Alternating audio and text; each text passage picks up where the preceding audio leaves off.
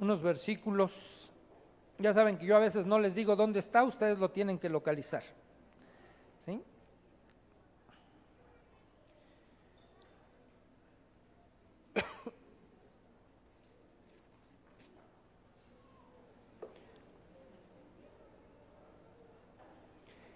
Esfuérzate por presentarte a Dios aprobado, como obrero que no tiene de qué avergonzarse y que interpreta rectamente la palabra de verdad.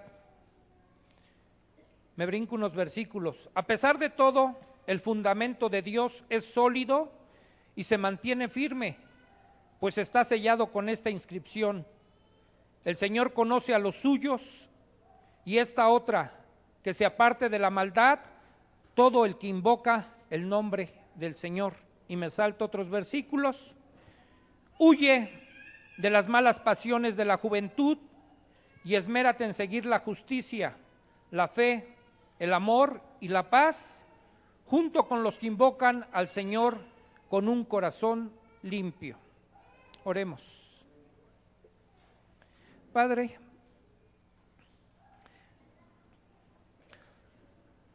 ¿qué leí? Muy bien, hermanas Rojas Dorantes. Timoteo, segunda epístola que escribió el apóstol Pablo a su hijo Timoteo. Él le dice desde su primera carta: verdadero hijo en la fe. Timoteo. ¿Qué edad creen ustedes que tendría Timoteo? 25, 20, 17, 15, 22, ¿quién da más? Pues miren, les voy a hacer más o menos una reseña. Pablo se convirtió alrededor del año 35, más o menos, después de 2 años más o menos que nuestro Señor fue crucificado, resucitó. Más o menos 2 años después Pablo se convierte, tiene un encuentro ahí en su camino a Damasco con el Señor, ¿sí? Y más o menos pasa alrededor de 14 años Pablo, ¿sí?, sin aparecer públicamente, sino el Señor tratando con él. Y ahí cuando en el capítulo 13 de Hechos dice que el Espíritu Santo les dijo que apartaran a Pablo y a Bernabé, habían pasado alrededor de 13, 14 años. Y cuando Pablo hace su primer viaje misionero, más o menos es alrededor del año 49, cuando Pablo hace su primer viaje misionero. Y en ese primer viaje misionero, Timoteo se convierte al cristianismo. ¿Y en qué año creen que escribe Pablo esta epístola, la segunda epístola a Timoteo? ¿No? ¿Más? Más o menos entre el 67 y 68 escribe esta epístola, que es la última epístola que escribe el apóstol Pablo, ¿sí? Prácticamente es una epístola de despedida. Y en su corazón cargado que tiene Pablo, le hace unas encomiendas a Timoteo de lo que tiene que hacer para preservar la palabra intacta, que se cuide de las falsas enseñanzas, ¿sí? Y le da consejos prácticos a Timoteo. Ahora que ya saben todo esto, ¿qué edad creen que tendría Timoteo?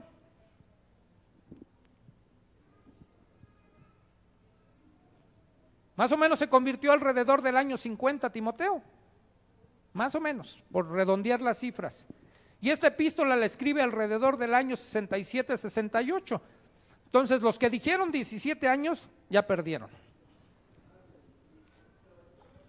Miren, se cree que cuando menos tenía 30 años, cuando menos tenía 30 años Timoteo. Y era un hombre o un joven, eso para los que ya tengan 30 se van a sentir bien. Era un joven de 30, ¿sí? Era un joven de 30, Timoteo 36, algunos dicen que hasta como 36 años podría tener Timoteo, ¿sí?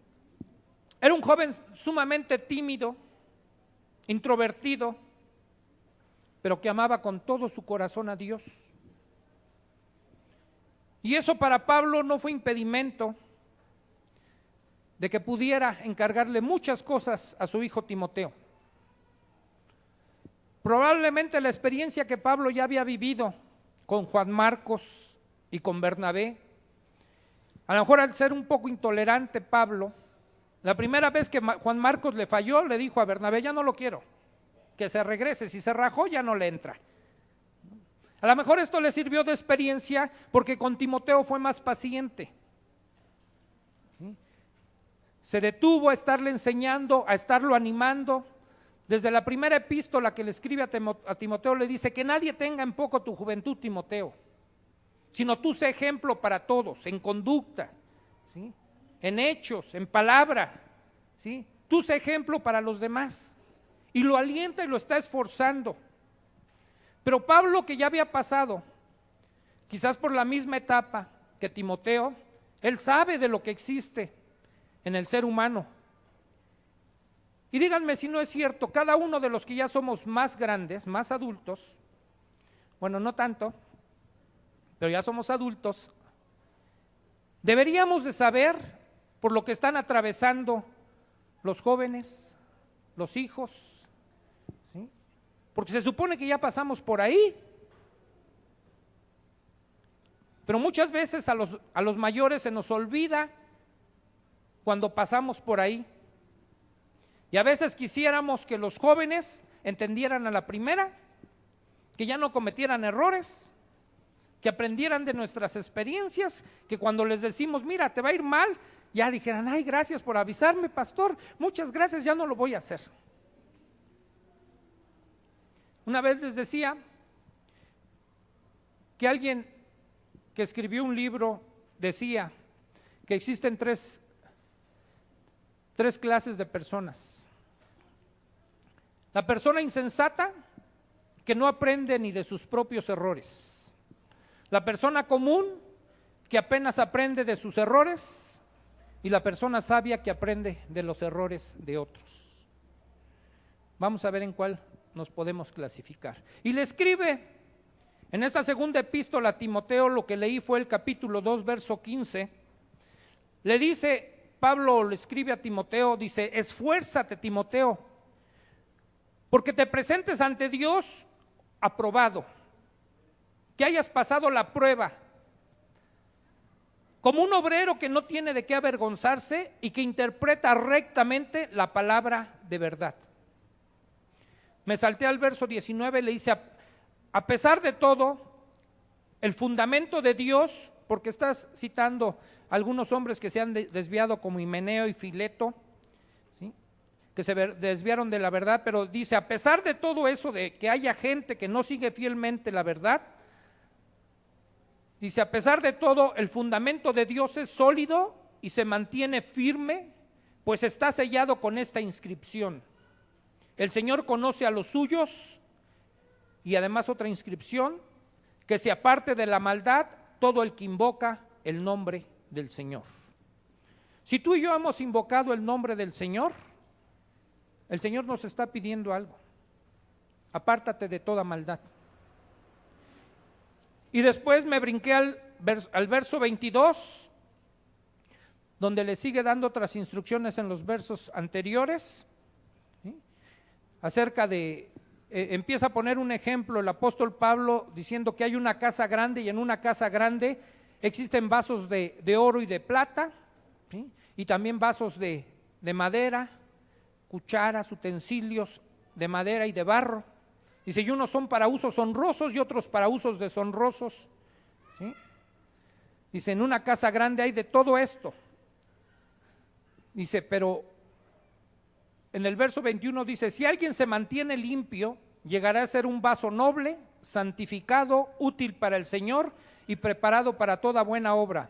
Y después le hace la recomendación: huye de las malas pasiones de la juventud y esmérate en seguir la justicia, la fe, el amor y la paz, junto con los que invocan al Señor con un corazón limpio.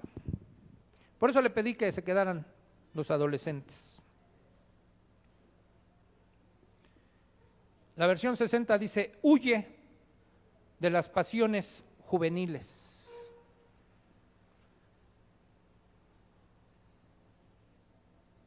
Ha habido carga, les tengo que decir, de parte de los pastores, por los jóvenes, por los adolescentes de esta congregación. Hoy están enfrentando los jóvenes un ataque voraz, feroz del enemigo. Están en medio de un mundo que los está acosando, los está empujando, con cosas que son atractivas, con cosas que los invitan a desatar sus pasiones sin freno. Me dio pena hace unos días estar viendo una reseña de un festival que hubo aquí en el Foro Sol hace una semana, de algo latino, no sé qué era. ¿Cómo era? El Vive Latino. Pasaron una reseña en un noticiero y solo invitan a los jóvenes al desenfreno. Probablemente adentro ha de haber habido mucha droga, mucho alcohol. Fueron casi 2 días, creo, de música. Y era triste ver a unos jóvenes al son de la música moviendo sus melenas, ¿sí?, como muñecos, otros tirados en el pasto, casi teniendo relaciones sexuales ahí enfrente de otros, bailando, todos alborotados. Y eso es a lo que invitan a nuestra juventud. Pero Pablo que sabía, porque él había sido joven, y sabía de lo que enfrenta un joven, le hace una recomendación a Timoteo. Le dice: huye de las malas pasiones o de las pasiones de la juventud. Y por otro lado le dice: esfuérzate en algo porque tú ya has sido alcanzado por el Señor. Casi le está diciendo algo que te debe de distinguir, Timoteo. Si tú eres ya un hijo de Dios, es tu conducta, tu comportamiento. ¿Cómo debes de caminar en esta vida? No puedes ser igual que los demás, puesto que ahora tú tienes un sello diferente que te ha puesto el Señor. Ahora eres propiedad de Dios y te tienes que distinguir del resto de la gente. Aunque tengas las mismas pasiones, aunque tengas los mismos sentimientos y los mismos impulsos que todo ser humano, ahora tú tienes un poder dentro de ti que se llama Espíritu Santo, para que no te dejes dominar de cualquier pasión. Y eso es lo que va a marcar la diferencia, pero la diferencia la marca la decisión que tú y yo tomemos de obedecerle a Dios, porque también podemos hacer lo contrario. Estuve buscando qué es la definición de pasión y dice: un fuerte deseo y una intensa inclinación de la persona hacia algo o hacia alguien. Esta emoción puede dominar la razón y orientar la conducta. Puede ser una afición exagerada. ¿Han visto la afición de los fanáticos del fútbol o de cualquier deporte? A mí me da risa cuando veo que pierden su equipo y están llorando en la tribuna.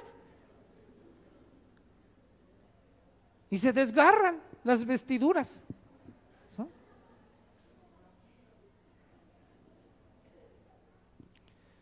El otro día oí un chiste, no se vaya a ofender Chava o por allá Val, porque era del Cruz Azul. Que un hijo le pregunta al papá: papá, dime ¿qué quiere decir la palabra campeón? Dijo: ay, no sé, mi hijo, yo le voy al Cruz Azul.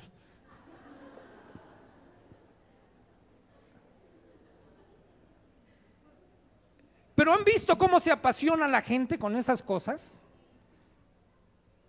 Y alquilan camiones y se van de un estado a otro, ¿sí? Y terminan muchas veces en golpes. Esa puede ser una afición exagerada, pero además la pasión y la pasión juvenil desea gratificar los anhelos sensuales, el deseo de las cosas prohibidas, los gustos por lo malo, la codicia por las cosas que son de otro y querer cosas, personas o experiencias que son contrarias a la voluntad de Dios. Esas son